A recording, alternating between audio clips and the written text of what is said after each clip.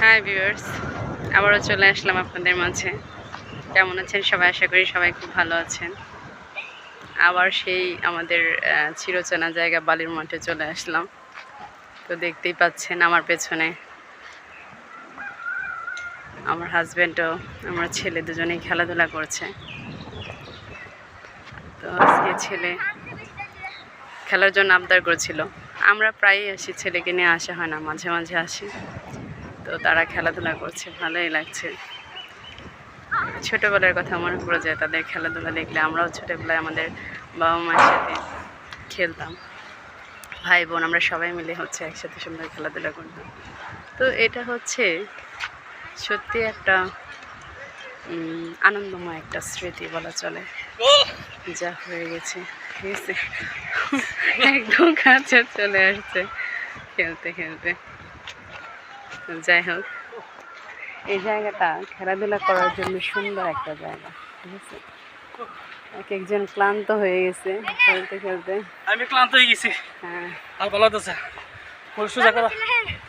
High ভিউয়ার্সরা, আপনার বড়দের দিন সবাইকে নিয়ে, পরিবারের সবাইকে নিয়ে একটু ভিডিও করবেন।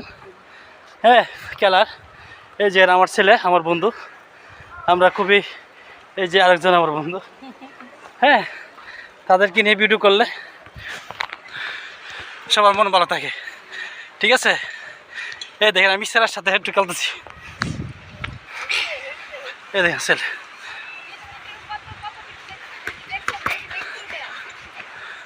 এক মিনিট 45 সেকেন্ড হয়েছে। সবাই পরিবারকে সময় দিবেন। তো আপনাদের দাদা আপনাদের সাথে কথা বললো না। আমিও খুব বেশি এনজয় করছি ওদের খেলাটা দেখে। ওরা বাপ ছেলে ভালোই খেলছে। আমার ছেলে ভালো খেলে, ঠিক আছে, ওর বাবার থেকেও ভালো খেলে।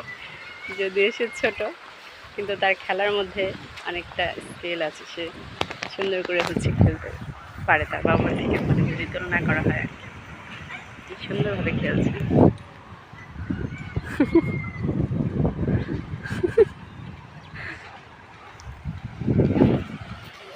এখানে আবার পাশেই ধান ক্ষেত না ঘাসের ক্ষেতে, আমি জানি না, ধান খেতে মনে হয়। এই পাশের সিনারিটাও খুব সুন্দর। চারপাশটা একদম সবুজ আর সবুজ। আশেপাশে একদম মানে এলাকাটা গ্রামীণ এরিয়া। এই জায়গায় আমরা প্রায়ই আসি। তো ভালো লাগছে, সবার সাথে কথা বলে আমার খুব ভালো লাগলো। তো যে যেখানেই থাকুন,